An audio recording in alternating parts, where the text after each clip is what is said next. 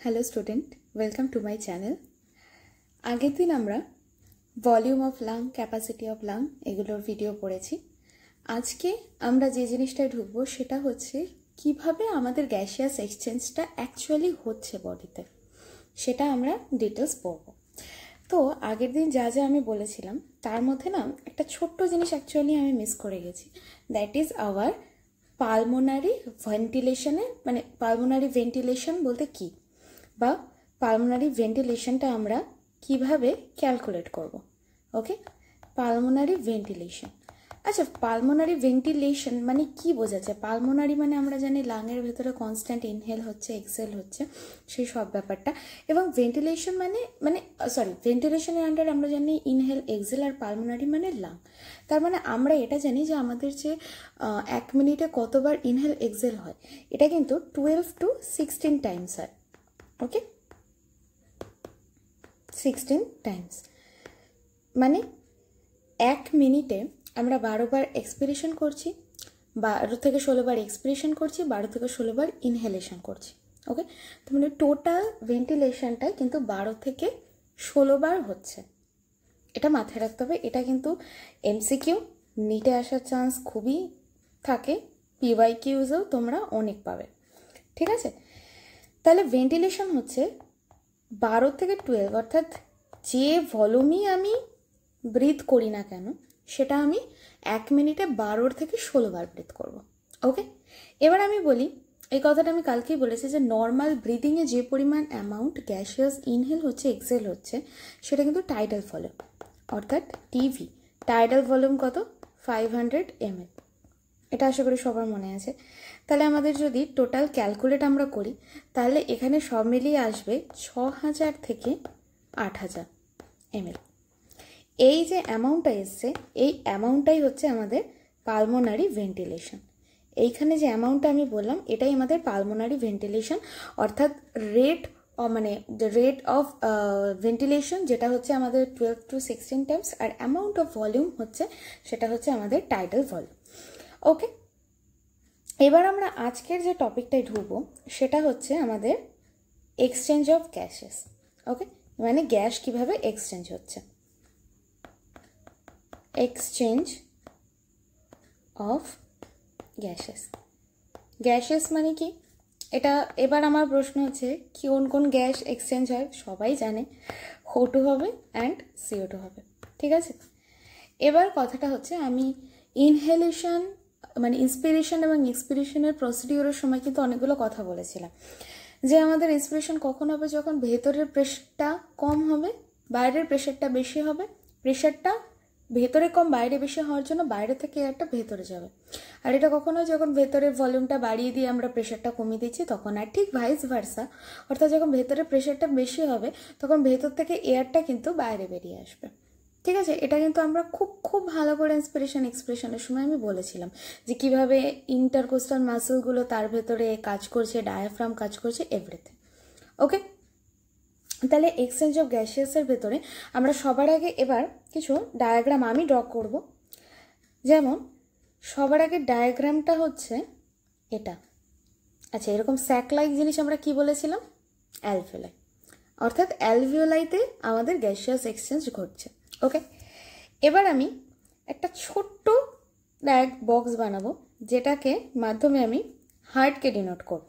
ঠিক আছে, কারণ এখানে হার্টকে আমি আঁকবো না, আমি লাং আর ব্লাড ক্যাপিলারির ভেতরে কিভাবে গ্যাসিয়াস এক্সচেঞ্জ হয়, কিভাবে সেই ব্লাডটা গ্যাসিয়াস মানে যে অক্সিজেনটা আমি নিচ্ছি সেটা কিভাবে ব্লাডের সাথে মিশে হার্টে আসবে, আবার হার্ট থেকে সেটা টিস্যুতে যাবে, আবার টিস্যুর থেকে যে কার্বন ডাইঅক্সাইড থাকবে সেটা কিভাবে ব্লাডের সাথে মিশে হার্টে আসবে এবং হার্ট থেকে আবার সেই কার্বন ডাইঅক্সাইডটা লাঙে যাবে, আমি সেই প্রসিডিওরটাই বলবো। পুরো প্রসিডিওরটাই কিন্তু এক্সচেঞ্জ অফ গ্যাস। ওকে, এটা হচ্ছে আমাদের হার্ট। আমি এটাকে দুটো ভাগে ভাগ করলাম। এখানে আমি লিখলাম রাইট আর্টারি, এখানে লিখলাম right ventricle, left artery, left ventricle, আর নিচে আমি করলাম কি টিস্যু, অর্থাৎ এখানে হচ্ছে আমাদের টিস্যুতে যাচ্ছে, আমি লিখে দিলাম টিস্যু। আর এটা হচ্ছে আমাদের অ্যালভিওলার স্যাক। ঠিক আছে, আশা করি তোমরা বুঝতে পারছো।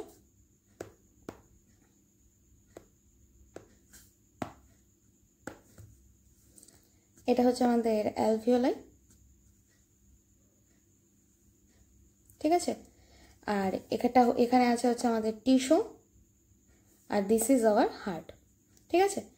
এবার আমি বোঝানোর চেষ্টা করছি যে কিভাবে কি হবে সমস্তটা।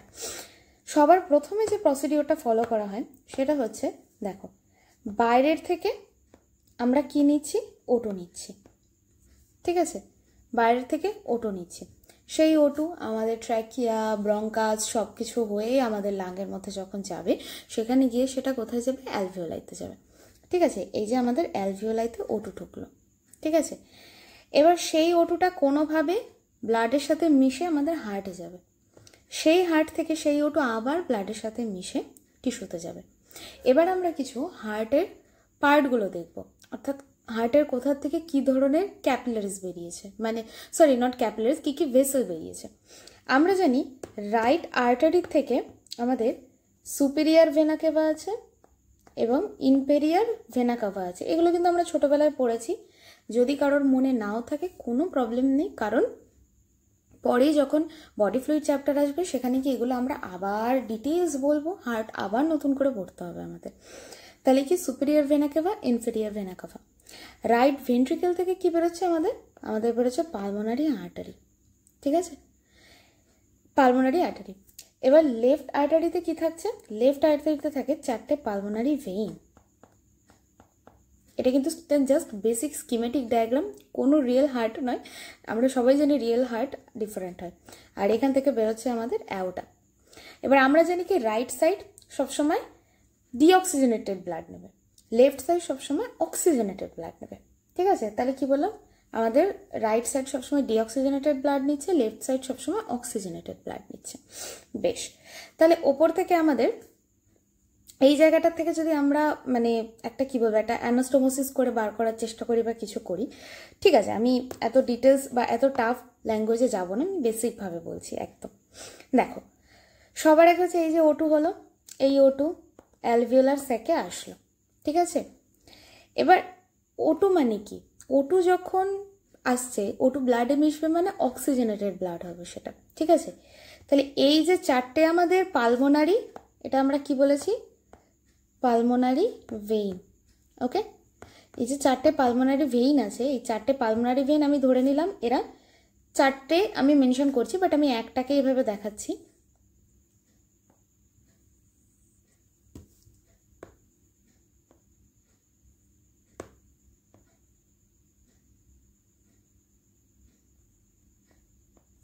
ধরে নাও এই একটা আমাদের লাঙের লেভেলে গেল, এই যে ওটুটা আসছে, এই ওটুটা কি হবে, এখান থেকে ডিফিউশন হয়ে এখানে ওটু এর ভেতরে চলে গেল।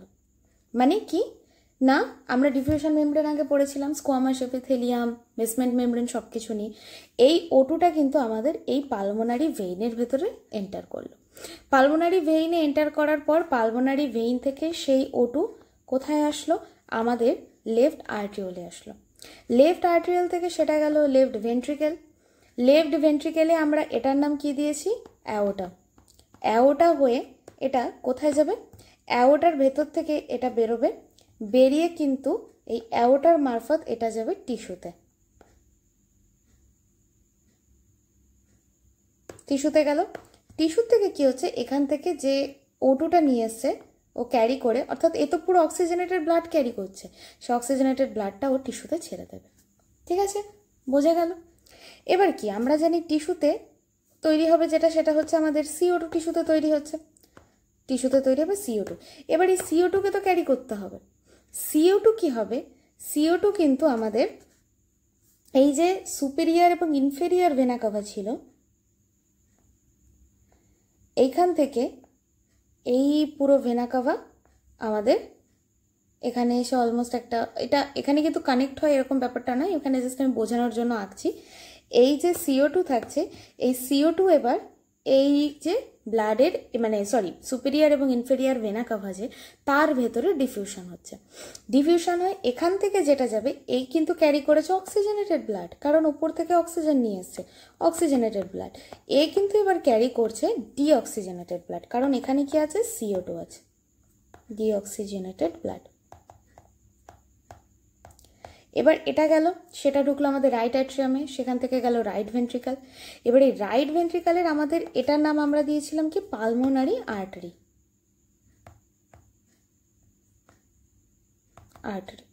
এবার এই পালমোনারি আর্টারি কি করবে, এই পালমোনারি আর্টারি এটাকে আবার লাংয়ের লেভেলে নিয়ে চলে যাবে। ঠিক আছে, ঠিক আছে, নিয়ে গেল কোথায়, লাংয়ের লেভেলে। এবার লাংয়ের লেভেলে নিয়ে গেল, এর ভেতরে কি আছে আমি বললাম, এই তো নিয়ে যাচ্ছে ডিঅক্সিজেনেটেড ব্লাড, তাহলে এর ভেতরে আছে CO2। এবার এই CO2 কি হবে, অ্যালভিওলার স্যাকে গিয়ে ও আবার ডিফিউজ করে দেবে। এবার এই CO2 কিন্তু আবার বাইরে বেরিয়ে যাবে, CO2 বেরিয়ে গেল, O2 ঢুকেছিল, CO2 বাইরে বেরিয়ে গেল। আমি জানি একটু কমপ্লেক্স লাগলো, আমি এবার আবার ডিটেলসে বলছি। প্রথমে আমাদের বাইরের থেকে আমরা অক্সিজেন ইনহেল করছি, সেই অক্সিজেনটা আমাদের এই পুরো রেসপিরেটরি ট্র্যাক্ট হয়ে বা ট্রি হয়ে সেটা আমাদের অ্যালভিওলাইতে যাচ্ছে। অ্যালভিওলাইয়ের ভেতরে আমরা জানি কি ডিফিউশন মেমব্রেন আছে। ডিফিউশন মেমব্রেন কী দিয়ে তৈরি ছিল, অ্যালভিওলাইয়ের পার্ট আর ব্লাড ক্যাপিলারির part. Alveolar squamous epithelium, basement membrane, মধ্যেখানে ইন্টারস্টিশিয়াল স্পেস, আর আমাদের যে ক্যাপিলারি আছে তার এন্ডোমেট্রিয়াম এবং বেসমেন্ট মেমব্রেন, এই সবকটা মিলে কিন্তু আমাদের পুরো অ্যালভিওলার মেমব্রেন তৈরি হয়েছিল, ডিফিউশন মেমব্রেন তৈরি হয়েছিল। তাহলে এর ভেতর থেকে ও কি করবে, অক্সিজেনেটেড ব্লাড, যেহেতু অক্সিজেনেটেড ব্লাড অর্থাৎ অক্সিজেনটাকে ক্যারি করতে হবে, তাহলে আমরা কি জানি সেটাকে নিয়ে যেতে হবে আমাদের লেফট অ্যাট্রিওলে। তাহলে লেফট অ্যাট্রিওলে নিয়ে যাবে কে না, পালমোনারি ভেইন। তাহলে অ্যালভিওলার লেভেল থেকে পালমোনারি ভেইনের ভেতরে ওটা ডিফিউজ হবে, পালমোনারি ভেইন সেটাকে ক্যারি করে নিয়ে যাবে লেফট অ্যাট্রিয়ামে, লেফট অ্যাট্রিয়াম থেকে সেটা আমাদের বাইকাসপিড ভালভ হয়ে, এটা সবাই জানি আমরা কিন্তু বাইকাসপিড, ট্রাইকাসপিড, বাইকাসপিড আর মাইটাল ভালভ, ট্রাইকাসপিড ভালভ, এটা কিন্তু আমাদের বেসিকভাবে জানার কথা, তা না হলে পরে বডি ফ্লুইডে আবার পড়াবো। সেখান থেকে এটা যাবে হচ্ছে লেফট ভেন্ট্রিকেল। লেফট ভেন্ট্রিকেল থেকে বেরোচ্ছে কি আমাদের অ্যাওটা, অ্যাওটার মাধ্যমে অক্সিজেনেটেড ব্লাডটা যাবে টিস্যুতে, টিস্যুতে অক্সিজেন গেল, টিস্যুর ভেতরে যে আমাদের ফুড আছে, গ্লুকোজ আছে, সেটা বার্ন করে সেখান থেকে CO2 তৈরি হলো। এবার এই ডিঅক্সিজেনেটেড ব্লাডটাকে আমাদের অ্যালভিওলার লেভেলে নিয়ে যেতে হবে, যাতে আমাদের বাইরে আমরা ওটাকে এক্সেল করতে পারি। কিভাবে যাবে, এই ডিঅক্সিজেনেটেড ব্লাডটা আবার টিস্যু লেভেলে থাকবে, আমাদের superior inferior vena CAVA common trunk হয়ে যাচ্ছে, সেখানে ডিফিউশন হবে। অর্থাৎ কিসের ডিফিউশন হচ্ছে, ডিফিউশন হচ্ছে সুপিরিয়র ইনফেরিয়র ভেনা কাভার সাথে টিস্যু লেভেলে কি ওখানে ডিফিউজ হচ্ছে না, CO2 অর্থাৎ ডিঅক্সিজেনেটেড ব্লাড হচ্ছে। এবার এই ডিঅক্সিজেনেটেড ব্লাডটা আবার ক্যারি হয়ে আমাদের রাইট অ্যাট্রিয়ামে ঢুকলো, সেখান থেকে ট্রাইকাসপিড ভালভ থেকে যাচ্ছে আমাদের রাইট ভেন্ট্রিকেলে, রাইট ভেন্ট্রিকেল থেকে সেটা আমাদের পালমোনারি আর্টারি হয়ে লাংয়ের লেভেলে চলে যাচ্ছে, অ্যালভিওলার লেভেলে চলে যাচ্ছে। যখন লাংয়ের লেভেলে যাচ্ছে ওখানে আবার ডিফিউশন হচ্ছে, যেটা আগে বললাম, সেই ডিফিউশন হয়ে যে ডিঅক্সিজেনেটেড ব্লাড ছিল তার থেকে কার্বন ডাই অক্সাইডটা কিন্তু আমাদের অ্যালভিওলার ভেতরে চলে যাচ্ছে এবং সেটা আস্তে বাইরে চলে আসছে, যেটা আমরা এক্সেল করে দিচ্ছি। ঠিক আছে, ভীষণ ভীষণ ইম্পর্টেন্ট, এটা খুব খুব ভালো করে এই জায়গাটাকে বুঝতে হবে। এবার আমরা একটা কথায় আসি, যেটা আমাদের এনসিইআরটিতে একটা চার্ট করে দেওয়া আছে। আমি সম্ভবত এখানে এনসিইআরটিটা জয়েন করিনি, তোমরা এনসিইআরটিটা পরে দেখে নেবে। তো কথাটা হচ্ছে কি না, চার্টটা আমরা কি বলছি, সবার আগে আমাদের যেটা দেখতে হবে যে আমাদের অ্যাটমসফিয়ার, ঠিক আছে,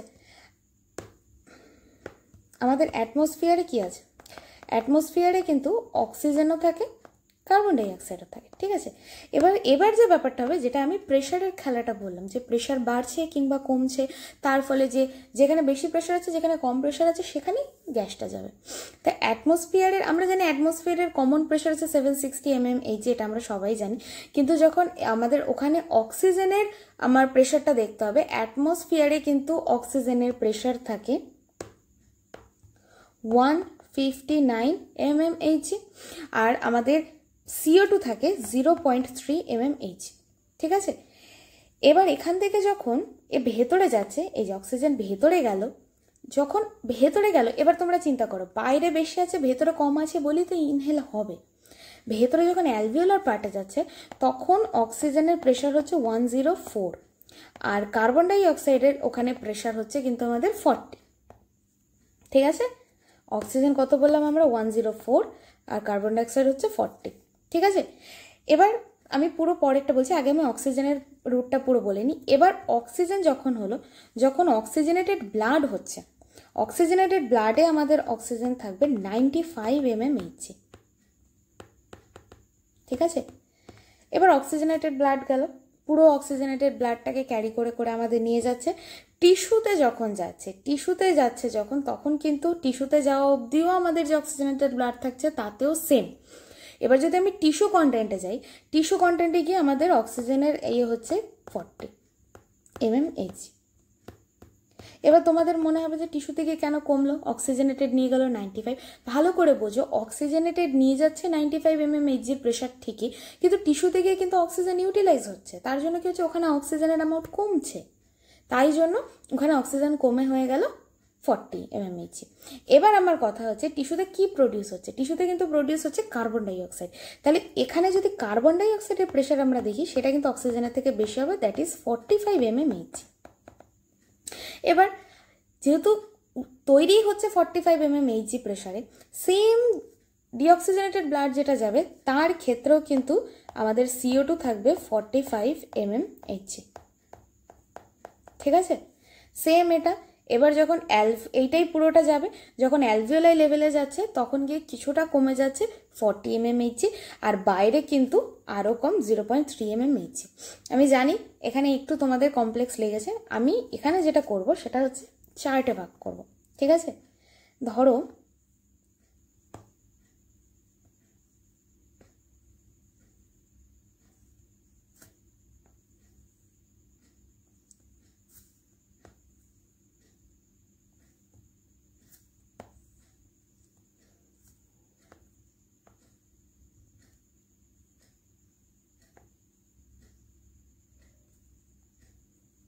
এখানে আমি লিখলাম PO2, এখানে আমি লিখলাম PCO2, মানে partial pressure of oxygen, partial pressure of carbon dioxide. ঠিক আছে, এবার আমরা সবার আগে বলবো অ্যাটমসফিয়ারে কি হয়। ঠিক আছে, এটিএম মানে আমি অ্যাটমসফিয়ারের কথা বলছি। অ্যাটমসফিয়ারে আমরা কি বললাম, অ্যাটমসফিয়ারে আমাদের অক্সিজেন থাকছে 159, অক্সিজেন 159, আর কার্বন ডাই অক্সাইড থাকছে 0.3। এবার অ্যাটমসফিয়ারের পরে যখন আসবে, অ্যাটমসফিয়ারের পরে আসছে অ্যালভিওলার লেভেল। কি না, অ্যালভিওলার লেভেল। অ্যালভিওলার লেভেলে কি হচ্ছে, অক্সিজেন হয়ে যাচ্ছে 104, আর আমাদের যে কার্বন ডাই অক্সাইড আছে সেটা হয়ে যাচ্ছে 40। কার্বন ডাই অক্সাইড হচ্ছে 40। ওকে, এবার অ্যালভিওলাই লেভেলের পরে চলে আসছে অক্সিজেনেটেড ব্লাড। আমি এখানে লিখলাম অক্সিজেনেটেড ব্লাড, আর এখানে আমি লিখলাম ডিঅক্সিজেনেটেড ব্লাড। অক্সিজেনেটেড ব্লাডে কি বললাম, সবসময় অক্সিজেন নিয়ে যাচ্ছে, অক্সিজেনের অ্যামাউন্ট বেশি 95, কার্বন ডাই অক্সাইডের অ্যামাউন্ট খুব কম থাকছে 40। ঠিক তেমনই ডিঅক্সিজেনেটেড ব্লাড যখন হচ্ছে তাতে কিন্তু O2-র অ্যামাউন্ট থাকছে 40, কার্বন ডাই অক্সাইডের অ্যামাউন্ট থাকছে 45। কেন না, ডিঅক্সিজেনেটেড ব্লাড নিয়ে যাচ্ছে, তাতে কার্বন ডাই অক্সাইডের অ্যামাউন্ট বেশি আছে। আর এরপরে কি, যদি এরপরে আমরা আসি টিস্যু লেভেল, টিস্যু লেভেলে হচ্ছে আমি কি বললাম, টিস্যু লেভেলে তৈরি হচ্ছে কার্বন ডাই অক্সাইড, অক্সিজেন কম, তাই এখানে অক্সিজেন 40, কার্বন ডাই অক্সাইড 45। এই সব এবার এই চারটা কি হলো। এবার একটা জিনিস যেটা আমি বোঝানোর চেষ্টা করছি, অ্যাটমসফিয়ারে কত, অ্যাটমসফিয়ারে 159, অ্যালভিওলার লেভেলে তার থেকে কমছে বলেই কিন্তু অ্যাটমসফিয়ার থেকে অ্যালভিওলাইতে ঢুকলো। অ্যালভিওলাইয়ের পরে অক্সিজেনেটেড ব্লাডে যখন ডিজলভ হলো, সবটা তো ডিজলভ হতে পারে না, তাই প্রেশারটা কিছুটা কমে যাচ্ছে, যেহেতু অক্সিজেন কিছুটা কম ডিজলভ হচ্ছে, সেটা হচ্ছে 95। তারপরে যখন ডিঅক্সিজেনেটেড গেল, সেখানে তো অবশ্যই অক্সিজেন কম আছে, ডিঅক্সিজেনেটেড ব্লাডে কার্বন ডাই অক্সাইড বেশি আছে, তাই অক্সিজেন হলো 40। টিস্যুতেও সেম, আমি কি বললাম, অক্সিজেন কিছুটা ইউটিলাইজ হয়ে গেছে, তাই জন্য টিস্যুতে কমে গিয়ে অক্সিজেনের 95 আগে ছিল অক্সিজেনেটেড ব্লাডে, সেটা কমে গিয়ে 40 হয়ে গেল। টিস্যুতে যেহেতু কার্বন ডাই অক্সাইড বেশি তৈরি হয়ে গেছে, তাহলে কি হচ্ছে, সেখানে কার্বন ডাই অক্সাইডের অ্যামাউন্ট হচ্ছে 45। সেইটা যখন ডিঅক্সিজেনেটেড ব্লাড হয়ে যাচ্ছে, সেম কার্বন ডাই অক্সাইডকেই ক্যারি করে নিয়ে যাচ্ছে। আর অক্সিজেনেটেড ব্লাডে যখন বলেছিলাম, তখন আমরা বলেছিলাম যে অক্সিজেন বেশি থাকছে বলে অক্সিজেন 95, কার্বন ডাই অক্সাইড 40। ঠিক সেরকমই ডিঅক্সিজেনেটেড ব্লাডটা যখন আমাদের অ্যালভিওলাইতে আসছে, দেখো ডিঅক্সিজেনেটেড ব্লাডটা অ্যালভিওলাইতে আসছে যখন, তখন সেই 45 থেকে 40, কারণ সবটা তো আর আমাদের পুরোপুরি ডিফিউশন মেমব্রেনের মধ্য থেকে আসতে পারে না, তাই জন্য 40 গেল। আর এই 40 কিন্তু বাইরে যখন আসছে অ্যাটমসফিয়ারে কিন্তু এয়ার প্রেশার 0.3। এখানেও কথাটা হচ্ছে অ্যাটমসফিয়ারে এয়ার প্রেশার কম বলেই কিন্তু ভেতর থেকে কার্বন ডাই অক্সাইডটা আমরা এক্সেল করছি। ঠিক আছে, এই পুরোটা হচ্ছে আমাদের অ্যাকচুয়ালি প্রেশারটা চেঞ্জটা, যেটা আমাদের বেশ কোশ্চেন আসে পিওয়াইকিউতে, এবং আলাদা খুব ইম্পর্টেন্ট চার্ট করে দেওয়া আছে, তাই জন্য আমি বলে দিলাম। তাহলে আজকের আমাদের জিনিসটা হলো এক্সচেঞ্জ অফ গ্যাসেস, কীভাবে নস্ট্রিল থেকে যখন এয়ার নিচ্ছি সেটা পুরোপুরি টিস্যু অবধি যাচ্ছে, সে পুরো প্রসিডিওরটা কিন্তু আমি এখানে বললাম। ঠিক আছে, আশা করি তোমাদের বিষয়টা ক্লিয়ার হলো। যদি কোথাও বুঝতে সমস্যা হয়, আমি জানি আগের দিন যে ভলিউম ক্যাপাসিটি ছিল, আজকের এক্সচেঞ্জ অফ গ্যাস, এগুলো সত্যি একটু নতুন, এতটা ডিপভাবে হয়তো আমরা সত্যিই পড়িনি। তো সেই জন্যই আমি বলছি যে যদি তোমাদের কোথাও কোনো ডাউট হয় বা মনে হয় যে জিনিসটা কি, জিনিসটা কেন, কিভাবে, তো অবশ্যই কমেন্ট করো। আর যদি ভিডিওটা ভালো লাগে, তোমাদের দেখে মনে হয় হেল্পফুল, তাহলে সেটাও নিচে কমেন্টে জানিও, সেটা আমার জন্য খুব ভালো হবে। Thank you so much. আজকের ভিডিওতে এটুকুই।